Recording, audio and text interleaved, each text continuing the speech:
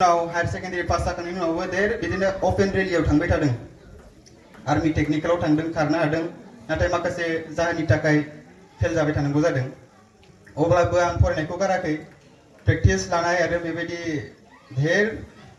जाय थासारियाव गावखौनो इमप्रुभमेन्ट खालामनो हायो धेर प्रेक्टिस खालामनाय मैथमेटिकल प्रेक्टिस इंग्लिश स्पोकन खालामनाय बेखौ जों बर' मिडियामनि हिसाबै गोबां खस्थ'थ' मोनखायो इंग्लिश बुंनो रोङि बा माखासे चेप्टारफोरखौ फरायबाथाय बुजियो बेखौथ' बर' मिडियामनिफ्राय जेब्ला जों क्लास 10 पास जानानै 11 12 आव एडमिशन खालामो गासैबो बर' मिडियामनि फरायग्राफ्रा खस्थ' मोनखायो जोंबो बेबायदिनो खस्थ' मोनदोंमोन नाथाय खस्थ'आ जोंखौ लाखिनो हायासै जेब्ला जोङो गोबां प्रेक्टिस खालामबाय थायो सानफ्रामबो लोगोफोरजों एसे एनै इंराजि बुंनाय बेबायदि प्रेक्टिस खालामबाय थादोंमोन ओमफ्राय क्लास 12 पास जाखांनायनि उनाव जेब्ला कलेजाव एडमिशन लायो बेयावबो गोबां बिदिनो इन्टारभिउ होनाय प्रेक्टिस खालामबाय थादों ओमफ्राय मक टेस्ट होनानै जेसेबां बेबायदिनो मक टेस्ट होनानै गावखौनो मैथमेटिकल स्पिडफोरखौ कैलकुलेशनखौ इमप्रुभमेन्ट खालामनानै लादों ओमफ्राय बेनि उनाव जेब्ला जोङो डिग्री पास जाखाङो बेनि उनाव धेर इन्टारभिउ धेर एलिजिबल जायो बेखौ एप्लाइ खालामबाय थादों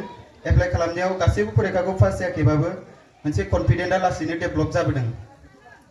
अब्ला बेबायदि कन्फिडेन्टआव ल' लेभेलनि जेब्ला जों जबफोरखौ रिटेन हैनो थाङो अब्ला कन्फिडेन्सजों मिन्थियो बेसेबां मार्क्स मोनो बा बेसेबां मोनगोन पास जागोन जाया बेखौ एन्सार किस नायनानै स्करखौ नायबानो मिथियो बेबायदिनो गोबाव जाबाय जारनि जेब्ला जों क्लास 10 निफ्रायनो बेबायदि इमप्रुभमेन्ट खालामै डिग्रीसिमहालागैथ' 5 बोसोर 6 बोसोर जाखाबाय एसएससिमाव जेब्ला कन्फिडेन्टआ फैयो नों मिथिखागोन बे फरिखाखौ नों होयोबाथाय बेसेबां मार्क्स मोनगोन ओमफ्राय नों पास जागोन जाया गावनि कन्फिडेन्टआव नों मिथिखागोन बेनिखायनो आङो जेनेबा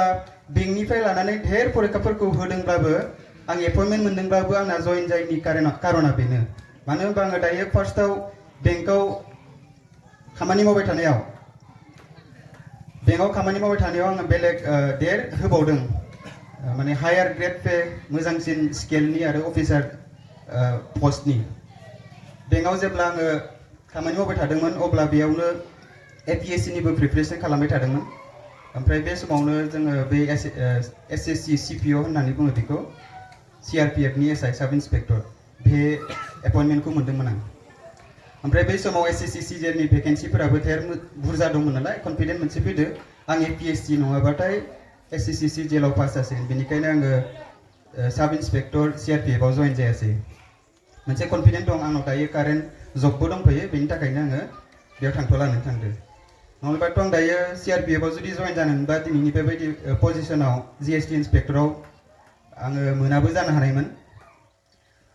बै कन्फिडेन्टआनो जेनेबा फरायबाय थानानै बेखौ मोनखागोन होननानै आं फरिखाखौ हैनायनि थाखायनो आं बे कन्फिडेन्टजोंनो दिनैनि बे एसएससिनि सीजीएल जायखौ all India competition highly competitive exam बियो बेयाव मोनसे रेंक मोननानै बे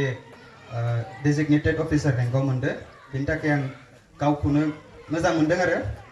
जुदि आंनि बे साक्सेस जानाया फैबाय थानाय फंबायफोर बा बिनानावफोर बिसोरनि थाखाय मोनसे बिदिन्थि जायो माने जादों आरो बेबायदिनो नोंसोरनि बेबायदि उनाव साक्सेसफुल जानायाबो नोंसोरनि उननि फंबायमोन बिनानावमोननि थाखाय मोनसे बिदिन्थि जायोबाथाय गोबां बिदिन्थि जायोबाथाय जोंनि फरायसाफोरनि गेजेरावबो मोनसे फोथायनाय फैगोन जोंनि मानसियाबो बेबायदि साक्सेसफुल जानो हायो अब्ला बेबायदिब्लाथाय जोंनि फंबायमोन बिनानावमोन गासैबो मोनसे साक्सेस मोननो हागोन होननानै आं बुङो एसेसिमखिनियावनो आंनि बुंनायखौ फोजोबथ'बाय